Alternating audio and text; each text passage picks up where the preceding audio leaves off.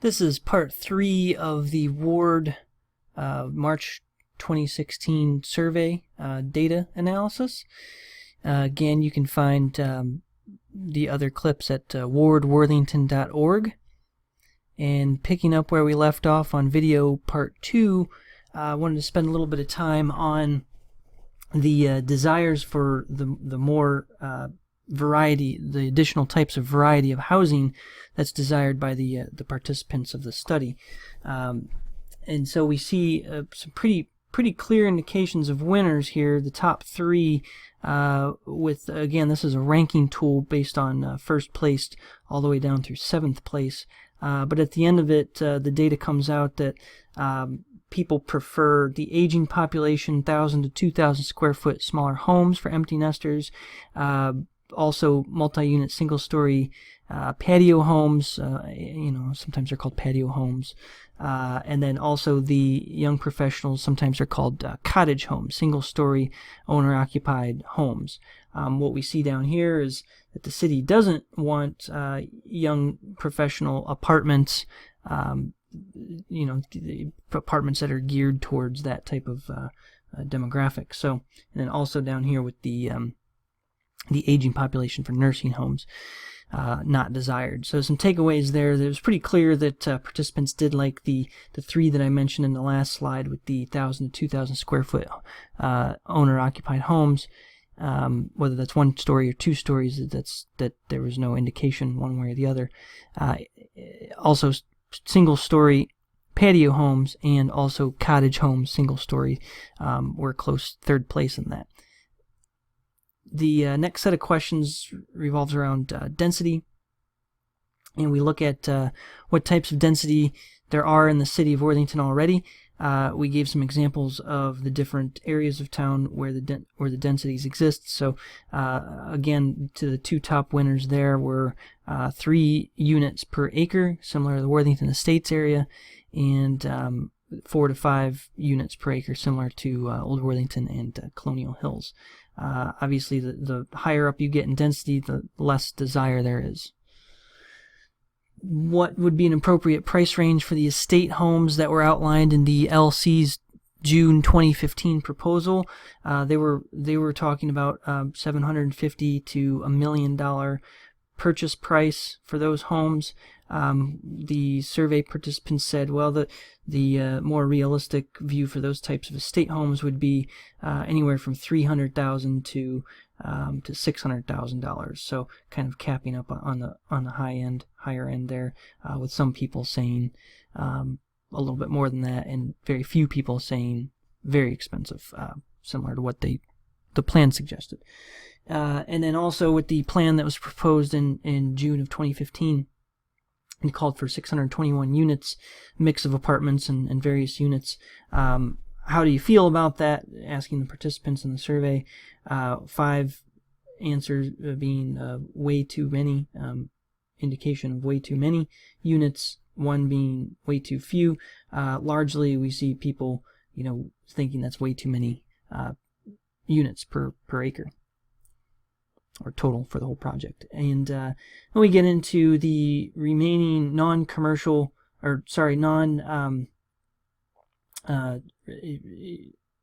watershed, the Tucker Creek. I'm sorry, couldn't think of the name there. Tucker Creek. And there's 7 acres-ish of Tucker Creek there that would have to be preserved, that can't be built on. So of the remaining 37 acres, how much should be set aside for open space, consolidated open space, not small sections, but consolidated. And we see a winner there with either side, so anywhere really from 3.7 acres all the way up to close to 15 acres, with the leaning majority towards 7 acres to 15 acres is pretty desired. And we get into whether that green space should be consolidated into one area or spread into smaller pieces, like pocket parks or smaller parks or what have you, with 10 stars being really important. And over here in the 8 to 10 star range, we find a pretty strong majority of folks who find that pretty important, have just one space of green space as opposed to broken up into smaller pieces. And then the question comes, what do we do for the green space? What do we put in there? We have nearly 70% of folks desire just non-planned green space. And then below that we see a few pretty close together in desire. Around 40 to 50% of the folks say, okay, how about community performance area, a 3 Seasons room that can be rented out, a splash pad.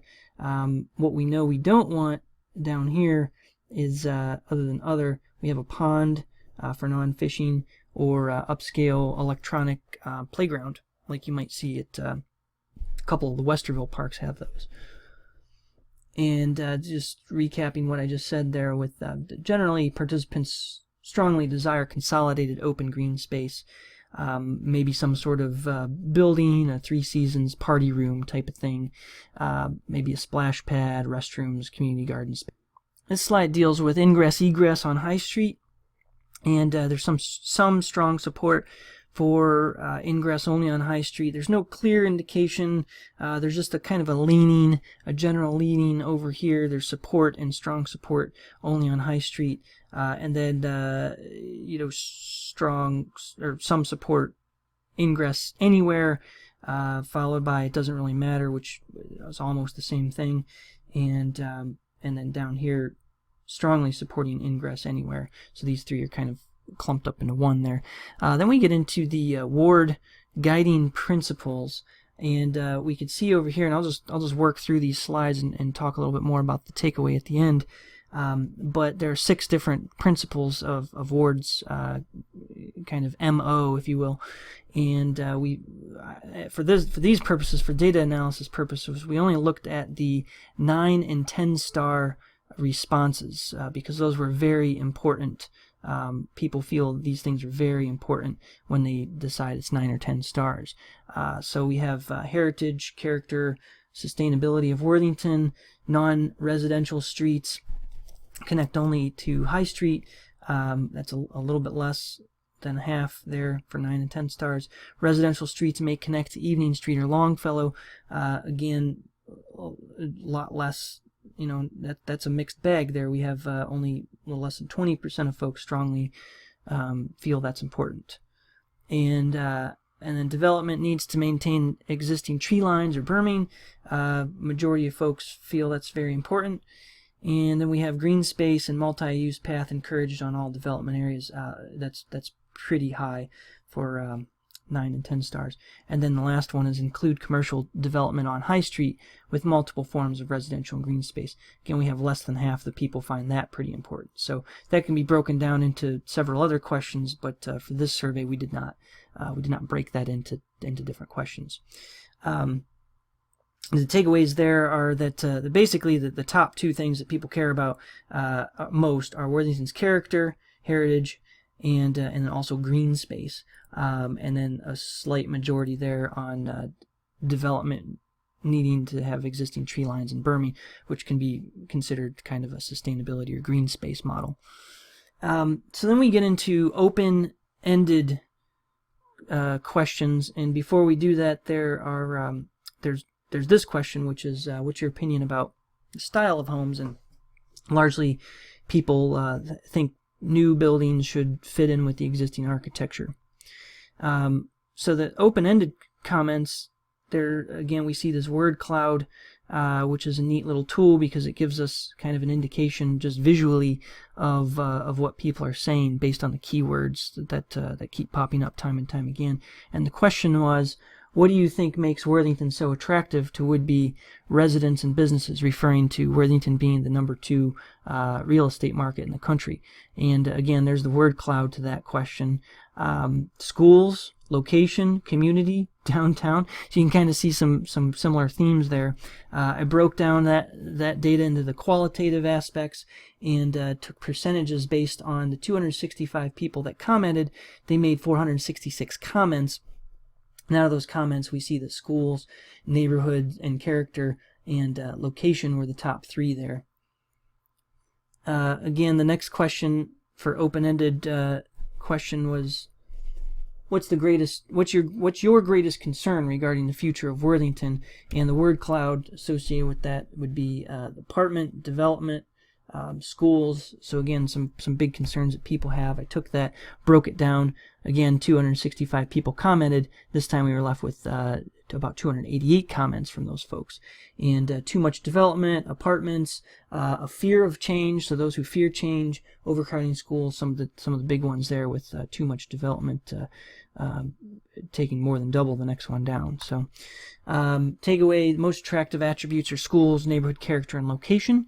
Biggest concerns are too much development, apartments, and those who fear change.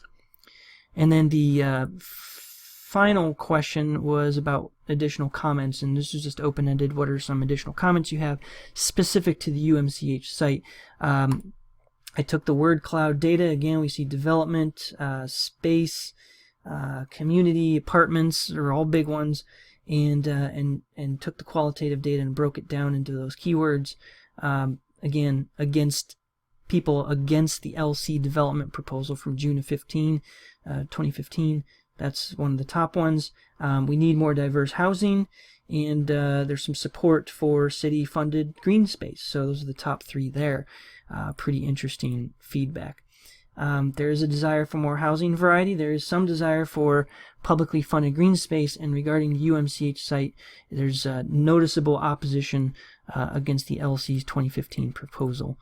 And finally, we asked folks, what's the best way for the city to get a hold of you and correspond with you for important information? And as you might guess, emails, pretty large result there. But also what may be surprising is 30% of the folks want mail. So I'm going to connect with the city on that and see if they can start mailing out more regularly. Then we have the Facebook and social media sites, and then the This Week newspaper. Some similar amounts of people follow those. Only 4% like to be texted. So I guess that won't be happening anytime soon, or maybe there's a way to do that for the folks who do want it. But that's a city concern. So again, that's the end of the conclusion. You can feel free to view the other videos or the synopsis video at wardworthington.org, or feel free to join the conversation at their Facebook page, which is Worthington Alliance for Responsible Development. Thanks so much for taking the time and listening to the presentation.